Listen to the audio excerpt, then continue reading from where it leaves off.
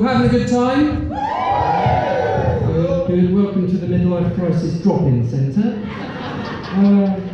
You know, I don't know if you've ever gone food shopping on an empty stomach. It's a bad idea, right? So basically, don't sign up for something like this when you're in the middle of a midlife crisis, right? It's fucking terrifying. You know, I think I should have gone with the Thai bride. Yeah. But here I am, you know, so I'm not actually from around here, as you can tell. I am the token posh boy for the evening. I identify as HCW, that's right. That's home counties wanker. So, you know, diversity rules, you know, so. Yeah, I am a soft southerner, as you can tell, and not just from the accent, but also my name, which happens to be Timothy. The manliest of all the names. You know, I mean, I don't know what my parents were thinking, you know. One minute I was happily floating around the ether, not existing, and the next minute it's wham bam, thank you man, I'm conceived, I'm born, and I'm named after a woman's shampoo. So, Timothy, yes. Thank you very much. I don't really get it, right, because I come from a long, strong line of masculine names, right? So there was Alfred and Charles, Don, you know, my dad was called Martin, his brother was called Anthony, my brother is called James, you know, as in James Bond, the international super sex spy. But when it came to me, they decided to go with Timothy. Timothy from the town of Henley-on-Thames. Yes. Talk makes sense. I didn't come with any notes, so I really fucked up, really. Yeah, Timothy from the town of Henley-on-Thames, you know. So,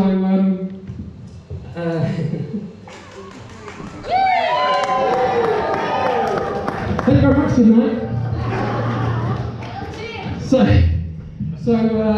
You know, having the name Timothy is a bit of a drag, and you know, who wants to shag someone, right, who has the same name as a poor Victorian cripple, Tiny Tim? Big Diddy. Or, I tell you what, how about like the non-speaking member of the famous 5 books, right? Timmy the dog. Big Diddy. And then you've got like the English middle-class tennis player, Tim Henman, you know. Come on, Tim! Come on, Tim! Come on, Tim! Come on, Tim! Come on, Tim! Yeah! You guessed it, Serena Williams. Well, I mean, P. Diddy's on the other end, obviously, so, you know. And then you've got the ultimate alpha male Timmy fucking Mallet, with his big pink floppy hammer, right?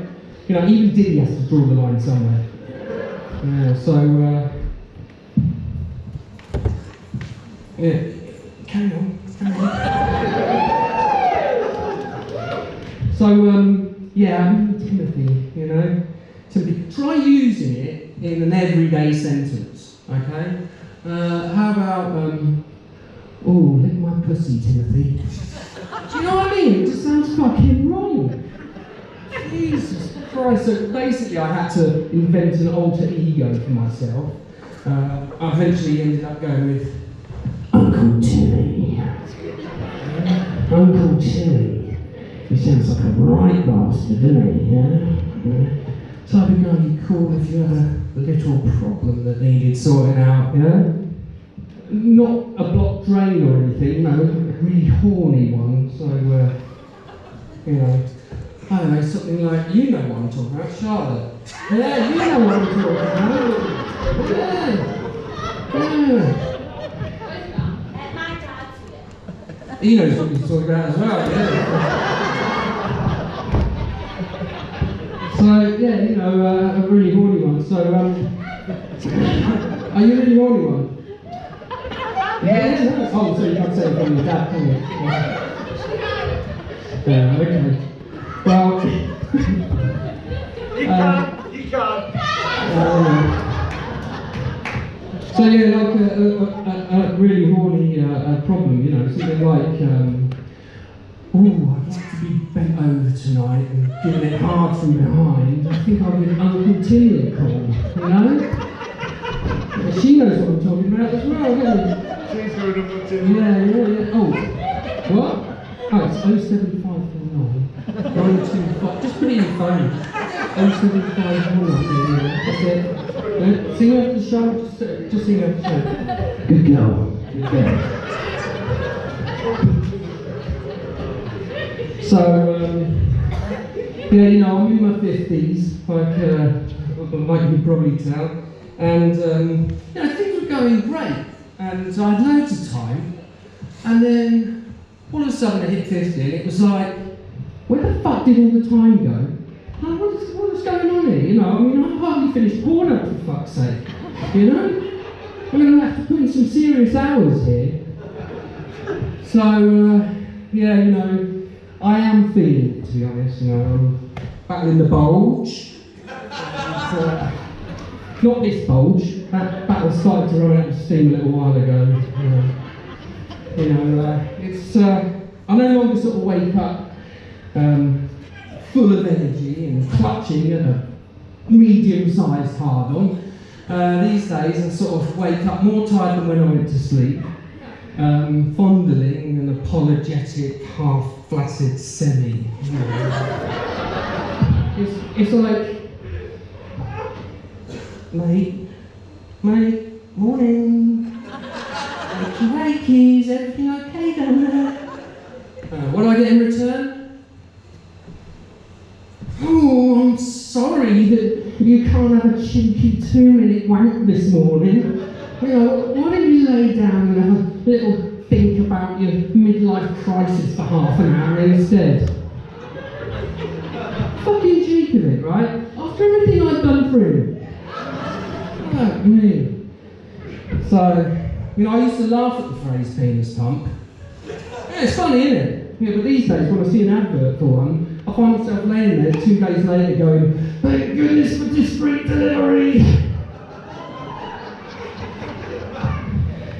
Yeah, so it's like my penis has become your average UK train driver. You know, he's not quite ready for retirement yet, but he's perfectly happy to go on strike at the very moment I need him. You know, no matter how attractive the offer is on the table.